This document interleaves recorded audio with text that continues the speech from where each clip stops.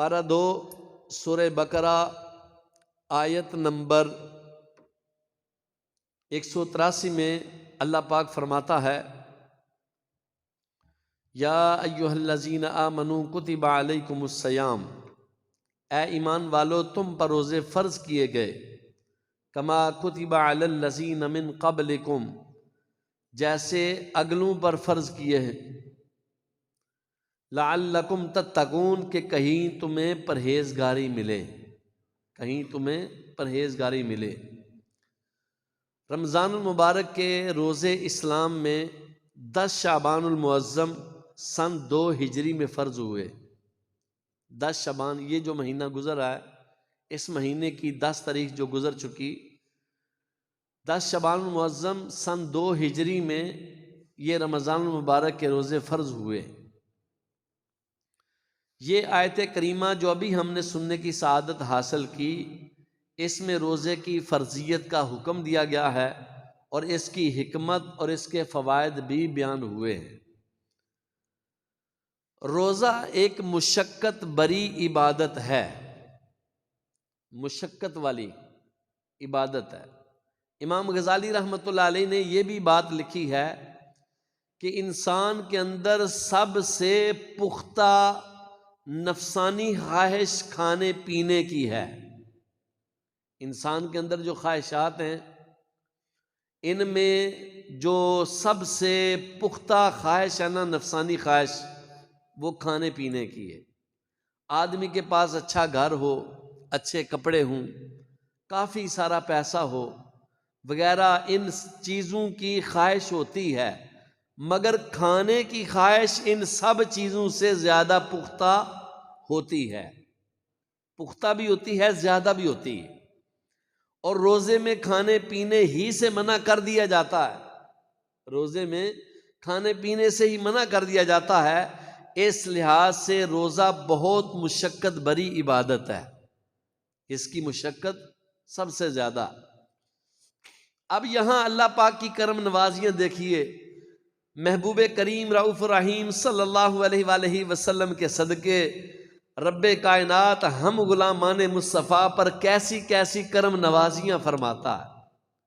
روزہ رکھنا اللہ پاک کا حکم ہے، وہ ہمارا خالق ہے، وہ مالک ہے، رازق ہے، رب کائنات ہے، وہ جیسے چاہے، جب چاہے، جس چیز کا چاہے حکم دے، ہم اس کے احکام ماننے کے پابند ہیں، ہم اس کے احکام ماننے کے پابند ہیں۔ تو اللہ کریم جل جلالہ نے قرآن مجید کے اندر یہ ارشاد فرمایا یا ایھا الذین آمنوا کتب علیکم الصیام، اے ایمان والو تم پر روزے فرض کیے گئے۔ تو اگر اللہ پاک یوں فرما دیتا کہ تم پر رمضان کے روزے فرض ہیں، تب بھی ہم پر یہ حکم ماننا لازم تھا، نافرمانی کر کے ہم سزا کے مستحق قرار پاتے۔ لیکن اللہ پاک کی رحمتوں پہ قربان جائیے، ہم غلامان مصطفیٰ کو روزے رکھنے کا حکم تو دیا گیا، مگر یہ حکم سنانے کا انداز بڑا پیارا ہے۔ کتنا پیارا انداز ہے، رحمت برا ہے۔ سب سے پہلے خطاب کے الفاظ دیکھیے، کتنے خوبصورت الفاظ سے ہم غلامان مصطفیٰ کو مخاطب کیا گیا، یا ایھا الذین آمنوا، اے ایمان والو، اے ایمان والو۔ اعلیٰ حضرت امام اہل سنت کے والد محترم حضرت علامہ مولانا نقی علی خان رحمۃ اللہ علیہ فرماتے ہیں، اے عزیز، اس آیت کو پڑھ کر اول تو اسی دولت بے نہایت پر غور کر کہ اللہ پاک نے روزہ دار کے ایمان کی گواہی دی ہے، اللہ پاک نے روزہ دار کے ایمان کی گواہی دی ہے، اور اسے اے ایمان والو کہہ کر پکارا ہے۔ اے ایمان والو، اگر ذوق سلامت ہو، دل میں محبت الہی کی شمع روشن ہو، تو اس خطاب کی لذت کو ذرا محسوس کیجئے، کیسا حسین خطاب ہے۔ ہم مٹی کے انسانوں کے لیے یہی معراج کافی ہے کہ سب جہانوں کے خالق، سب جہانوں کے مالک، اللہ کریم نے ہم نکاروں کو پکارا ہے کہ یا ایھا الذین آمنو، اے ایمان والو. پہلی امتوں کو کہا جاتا تھا یا ایھا الناس، اے لوگو، اے لوگو، اور ہمیں پکارا جا رہا ہے یا ایھا الذین آمنو، اے ایمان والو. پچھلی امتوں میں ایک عبادت گزار شخص تھا، بڑا سننے والا واقعہ ہے، جو دن رات عبادت اور ریاضت میں مصروف رہا کرتا تھا. پچھلی امتوں میں ایک عبادت گزار شخص تھا جو دن رات عبادت اور ریاضت میں مصروف رہا کرتا تھا. اللہ پاک نے اس وقت کے نبی علیہ السلام کی طرف وحی فرمائی کہ اس عبادت گزار کو کہہ دیجئے اللہ پاک نے تمہارا نام دوزخیوں میں لکھ دیا ہے. اللہ پاک نے تمہارا نام دوزخیوں میں لکھ دیا ہے. نبی علیہ السلام نے عابد کے پاس پیغام پہنچا دیا. تھوڑے عرصے کے بعد نبی علیہ السلام نے اسی عبادت گزار کو دیکھا کہ اب پہلے سے بھی زیادہ محنت کے ساتھ عبادت میں مصروف ہے. پہلے سے بھی زیادہ محنت کے ساتھ عبادت میں مصروف ہے. نبی علیہ السلام نے پوچھا تمہارا نام جب دوزخیوں میں لکھا جا چکا ہے تو اب یہ محنت کس لیے کر رہا ہے؟ اب یہ محنت کس لیے کر رہا ہے؟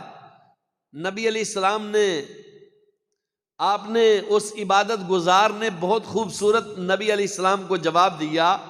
کہنے لگا علی جا، پہلے میں سمجھتا تھا کہ میں بارگاہ الہی میں بالکل بیکار ہوں، بے وقعت ہوں، اور اب مجھے معلوم ہوا کہ میں بالکل بیکار نہیں ہوں بلکہ میں اس کی صفت قہار کے ظہور کے لیے کام آؤں گا. صفت قہار کے ظہور کے لیے کام آؤں گا. پہلے جب میں خود کو بالکل بیکار سمجھتا تھا تب بھی عبادت کیا کرتا تھا، تو اب جب کہ مجھے معلوم ہے کہ میں بالکل بیکار نہیں ہوں تو اب اس کی عبادت میں کوتاہی کیسے کر سکتا ہوں؟ اب اس کی عبادت میں کوتاہی کیسے کر سکتا ہوں؟ اے عاشقان رسول غور فرمائیے، ہمارے پیارے اللہ پاک نے ہم نکاروں، ہم بیکاروں کو خطاب فرمایا اے ایمان والو. ہمیں اے ایمان والو کہہ کر پکارا. اس سے پتہ چلتا ہے کہ ہم اگرچہ کچھ نہیں ہیں، بالکل بے وقعت بیکار ہیں، بلکہ مگر محبوب کریم علیہ السلام کے صدقے ہم پر بڑی کرم نوازیاں ہیں. حضور کے صدقے ہم پر بڑی رب کی کرم نوازیاں ہیں.